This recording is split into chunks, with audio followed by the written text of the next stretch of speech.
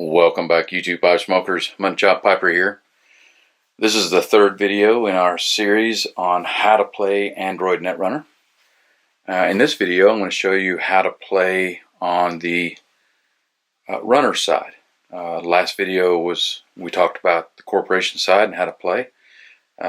This video is going to be about the runner side. Now, there are quite a few different runners, but today we're going to be playing with one in particular. That runner is Mac Mccaffrey. Okay, so Kate is a digital tinker. Identity is neutral. She also has text in the box here, just like the last video I showed you. The corporation has a text that is a benefit to them. This text is a benefit to Kate. It says, lower the install cost of the first program or piece of hardware you install each turn by 1. Now, there's a couple of things on here that I failed to mention in the last video. They're not of any concern, so just ignore them. But these numbers here, you saw it on the corporation side, 45 and 15, that has to do with deck building. So if you get the game and you decide you want to start building your own decks, those numbers will come into play. And this number up here, it's not a concern right now, but if you decide to purchase the game and start playing it, you'll learn what that number means when you actually get the game and start playing it. Okay, so like the corporation, the runner also gets clicks. But the runner gets 4 clicks. Now the reason why that is because the corporation has an automatic card draw plus 3 clicks. In order to draw a card on the runner side, you have to utilize one of the clicks. So if you actually look at it, the corporation does have 4 clicks, but 1 click is dedicated to drawing a card every turn. So what can the runner do with those clicks? Well, here's the runner's action card. So the runner can utilize a click to draw 1 card from the stack. This is the stack, their draw pile, or their draw deck. Second one is they can spend a click to gain 1 credit. They can spend a click to install a program, piece of hardware, or resource. Spend a click to play an event. Spend a click and 2 credits to remove a tag.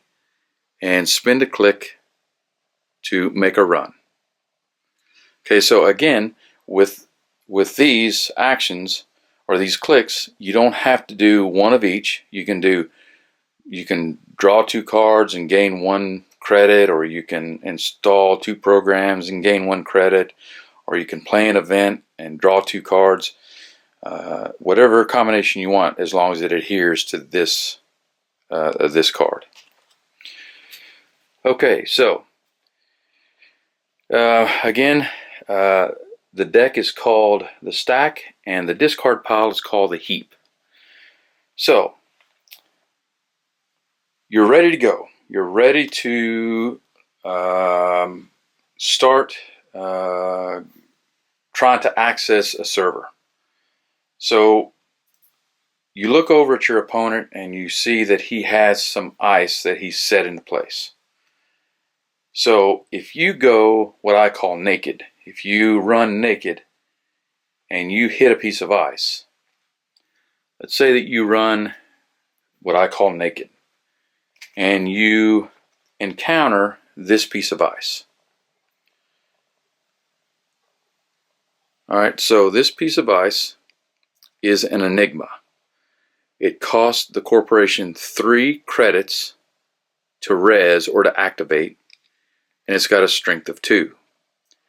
If you run this server and you encounter this piece of ice, you have to suffer these 2 subroutines, which means these 2 subroutines affect you. So the first subroutine is the runner loses 1 click if able. And then the next subroutine is end the run. That means that Kate loses a click and the run ends. So you don't pass this piece of ice and you can't access the server that you're trying to access. So how do you get around that? Well, on your turn, you install what we call icebreakers. Now, let's look at this icebreaker. This icebreaker is called a Gordian blade. It costs 4 credits to install, and it breaks code gates. So once you install this icebreaker, you have to spend 1 click, or I'm sorry, have to spend 1 credit to break a subroutine. So let's take a look at these 2 cards together. Okay, so this is Enigma. Costs a corporation 3 to res or to activate, and it's a strength of 2. Now, as you can see, the Gordian blade cost the runner 4 to res or activate. 4 to install, I'm sorry. But you see the strength is 2. Well, it's the same strength as the Enigma.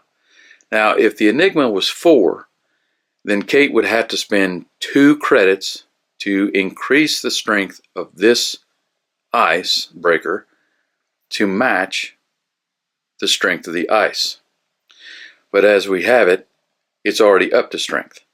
So in order to break these 2 subroutines, Kate has to spend 2 credits, 1 for each subroutine.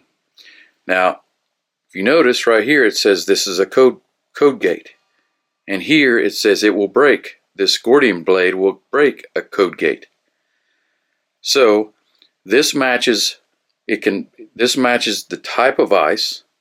It's got the same strength as the ice.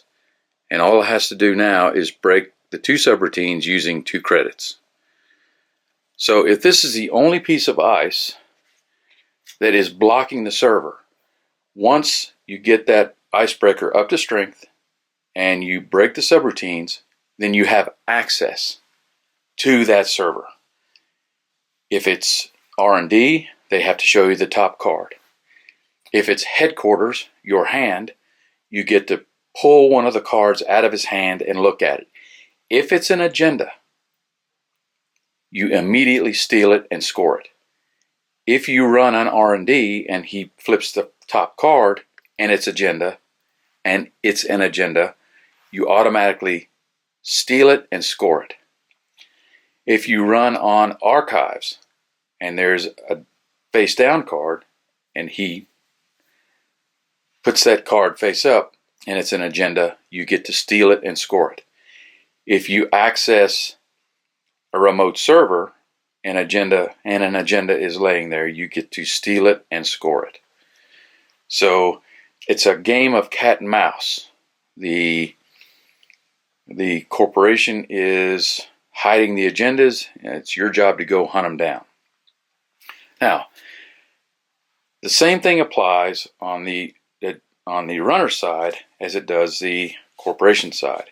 It takes a lot of money to install a lot of these things. So during your turn, you might want to play some events like this one. This one is Sure Gamble, and it costs you 5 credits, but you gain 9. And then there's other events like Easy Mark. Easy Mark costs you 0, but you gain 3 credits. The only thing about an event is it costs you a click. You have to utilize one of your 4 clicks in order to play this card. You also can play cards like Diesel. Diesel costs 0, but again, it costs a click. And it is an event where you can draw 3 cards. So there are several other cards in this game on the runner side. Just know that it would be smart to get the 3. If you have in your deck what's called an AI, artificial intelligence icebreaker, it can break any type of ice. There's certain icebreakers that only break barriers. There's certain icebreakers that only break century ice.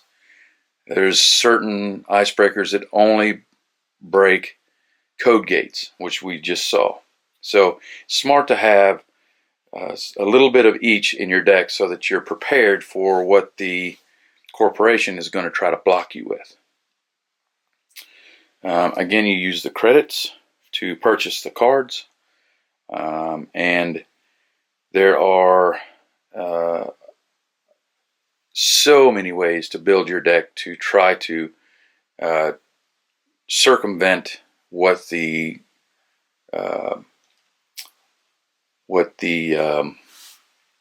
corporation is going to try to do to keep you out of the servers, and the same with the corporation. They have so many cards, the runner has so many cards to choose from to combine together to get into the servers. Okay, well,